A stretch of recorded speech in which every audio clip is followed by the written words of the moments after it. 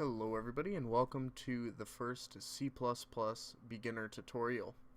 In this tutorial series I'm going to be covering some very basic topics for the C++ programming language, just for very beginners who have no programming experience. What are variables, what do functions do, how to use header files, all these topics will be covered. I will be doing an intermediate tutorial series covering some more advanced topics such as the math behind all the programming and stuff like that, and maybe even possibly making your own game, as well as tutorials for things such as the Allegro API as well as OpenGL or Direct3D. Now to begin with here, to begin programming from the very basic, you need what's called an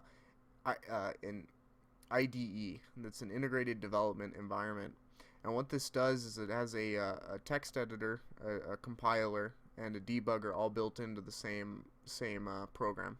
What I'm going to be using for most of my tutorials, if not all of my tutorials, is Visual Studio. Visual Studio is made by Microsoft. It's got a yearly release, so it is always up to date with the latest technology, and it's a very intuitive IDE. There are other IDEs, but I'm not going to be covering them in this tutorial series. We're just going to get really familiar with the Visual Studio. So to begin with here, you just need to install Visual Studio. And what this allows us to do is program in several programming languages that Visual Studio supports. So we just need to go to visualstudio.com. These programming languages range from F#, C#, C++, to other programming languages. And what we're going to go here is just download Community 2015. That'll automatically start the download. It is a free program. You'll get the exe file in your downloads location.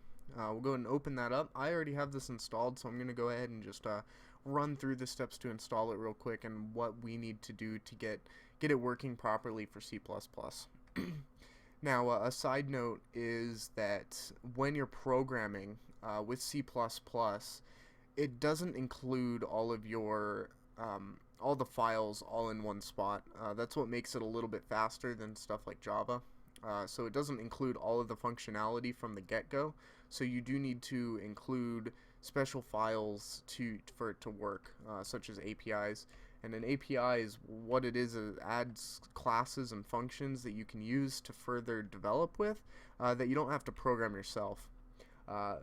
Example of an API would be Direct3D, which allows you to render 3D pictures and create windows without having to go into the in-depth low-level programming involved with that, which can be quite extensive.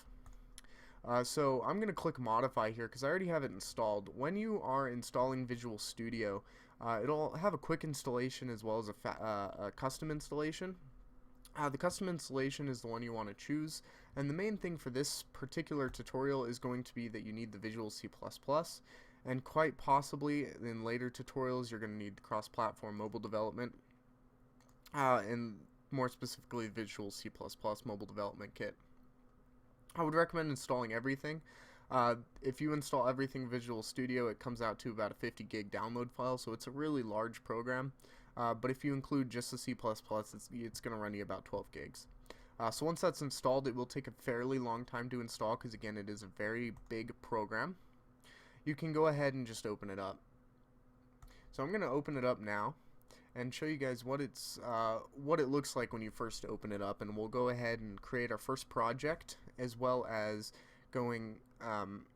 showing you how to create your first class. Now next episode we'll be doing the actual tutorial for the programming.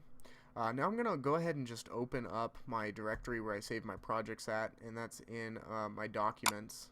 I'm sorry, that's in here, and then it's default stores to documents Visual Studio 2015 projects. I'm sorry, it's on my other drive. I have it on my solid state, so it runs a little faster. So it's your users, your documents, wherever those might be for me. Visual Studio 2015 projects, and it's got all your projects. I'm going to go ahead and delete this here because that was just me testing it for this tutorial. Now, when you first open Visual Studio, you get to this screen here, and this is your start screen, and you can open any recent projects as well as pin them to the start screen, create a new project, open an existing project, and a lot of other stuff. It has news from from Microsoft as well as other communities and stuff like that.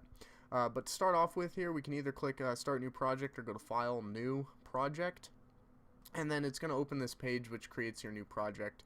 Now this will create a template project for you to use and program in.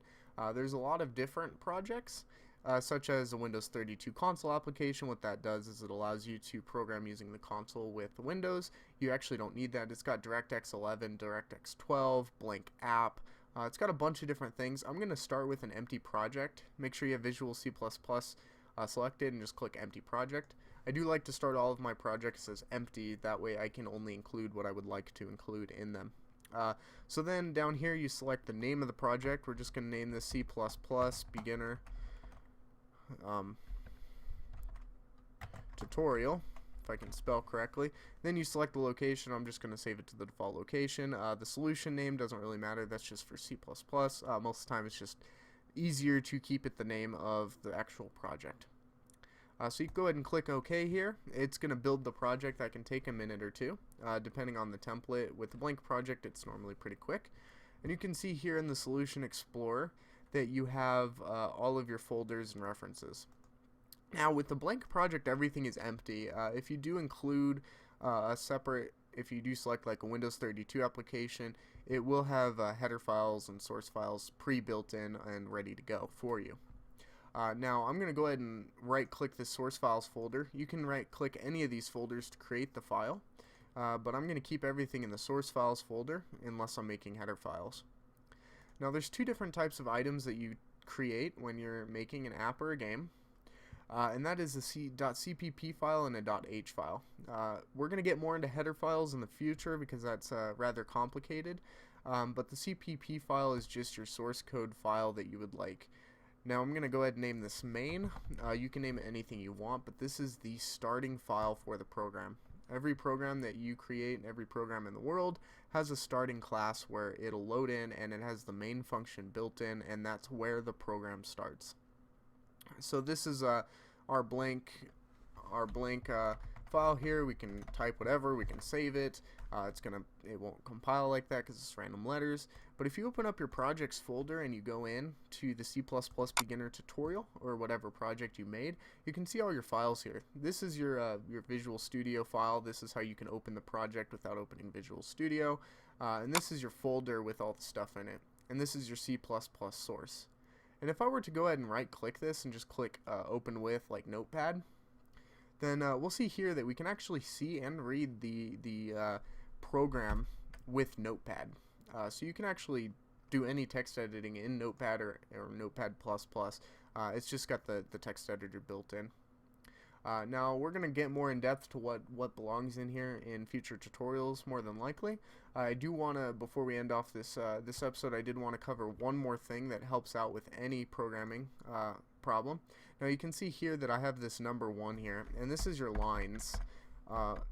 By default, Visual Studio does not contain these lines, so you have to make sure that they add them yourself, and this is very useful for when you're debugging in the future. So what we're going to do here is we're just going to select Tools, we're going to go down to Options, and we're going to select Text Editor down here. Drop down the text editor list, and then select C++, and then there is an option here that says line numbers. Make sure that is checked, and then your line numbers will show up in the text editor. So that's it for this episode, guys. Next episode, we're going to be covering some basic program, the Hello World program. It's pretty much the program that everybody makes as their first. And we'll go low level into what all the different syntax of the programming language, and we'll go from there. So thank you all for watching, and I'll see you next time.